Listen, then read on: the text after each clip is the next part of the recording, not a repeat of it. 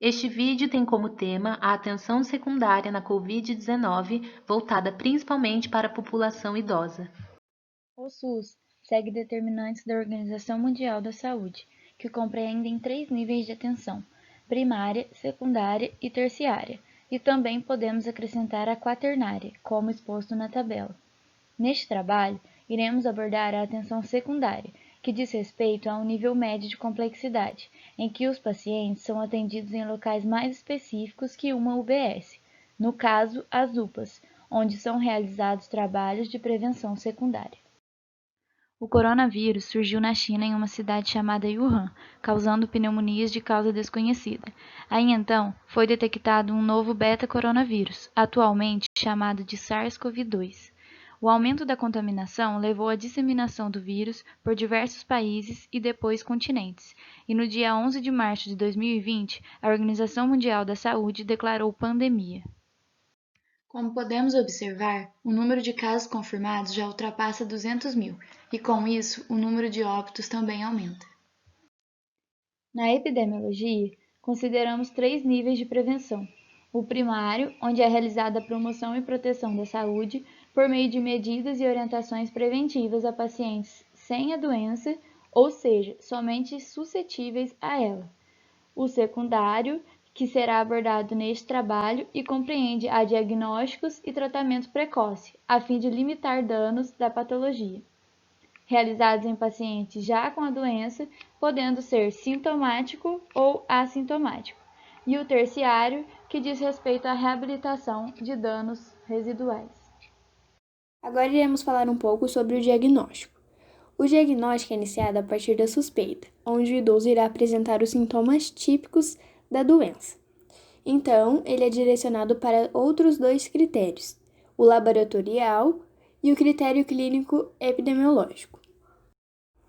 Esses 2 critérios são o laboratorial, onde é realizado testes como o de biologia molecular, o RT-PCR, em tempo real, no qual verifica se há a presença do vírus SARS-CoV-2, influenza ou VSR, e o teste imunológico, que é um teste de sorologia rápida para detectar anticorpos.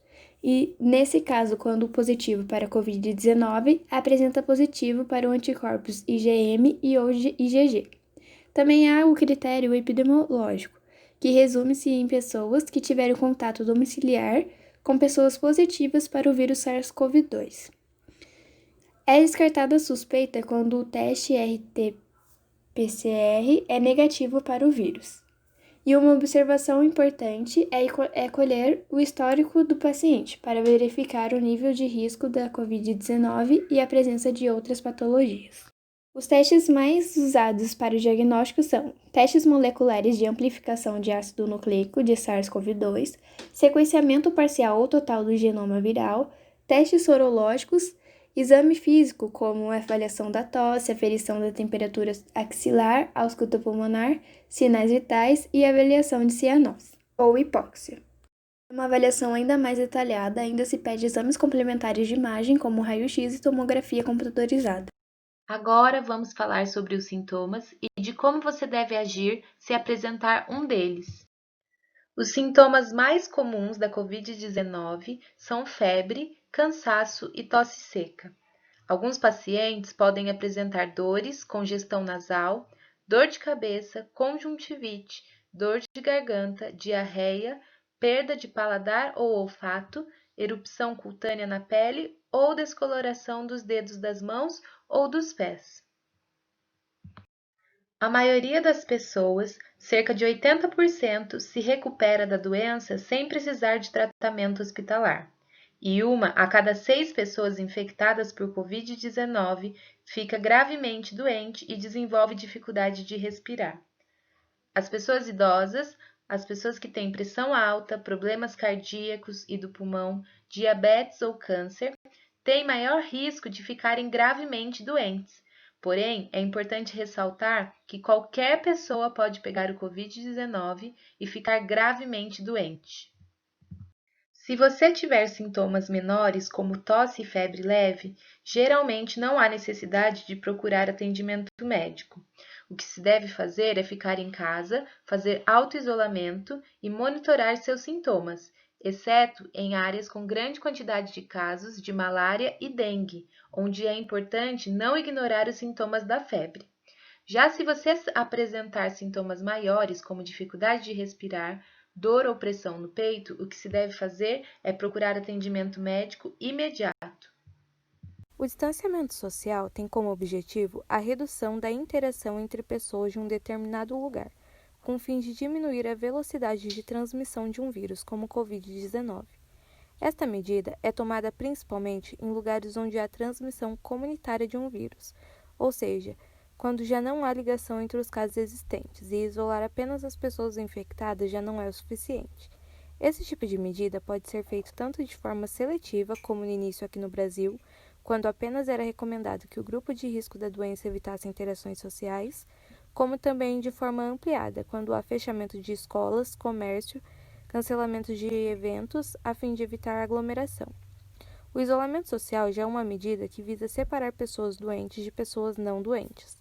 Esse tipo de isolamento pode ocorrer tanto em hospitais como em domicílio, e para o Covid-19, o tempo máximo é de 14 dias. Já a quarentena tem como finalidade restringir atividades com o intuito de separar pessoas que estão suscetíveis ao vírus e podem ter sido expostas a ele.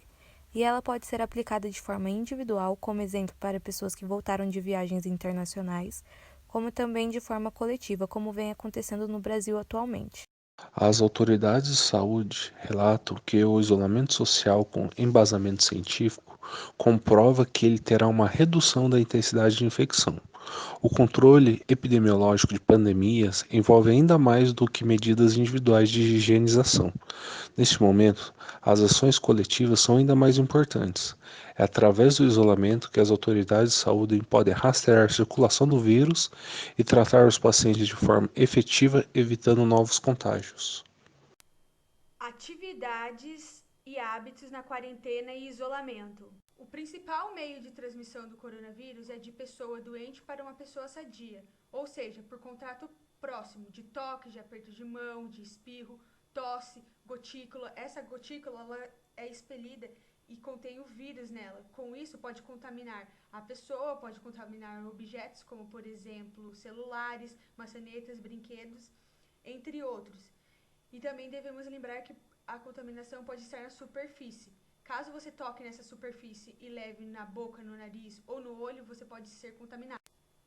Deve-se lavar a mão frequentemente, utilizar álcool gel 70, ao tossir cobrir o nariz, a boca com um lenço ou mesmo com o braço, evitar qualquer abraço, manter uma distância de 2 metros de qualquer pessoa, evitar tocar os olhos, nariz e a boca com a mão não lavada, lembrar sempre de higienizar com frequência celulares e objetos pessoais, manter circulação desnecessária e lembrar sempre de sair de casa com máscara. Hábitos e atividades. Deve-se dormir, pois é essencial para o corpo descansar e recuperar, e lembrar que regula as nossas funções.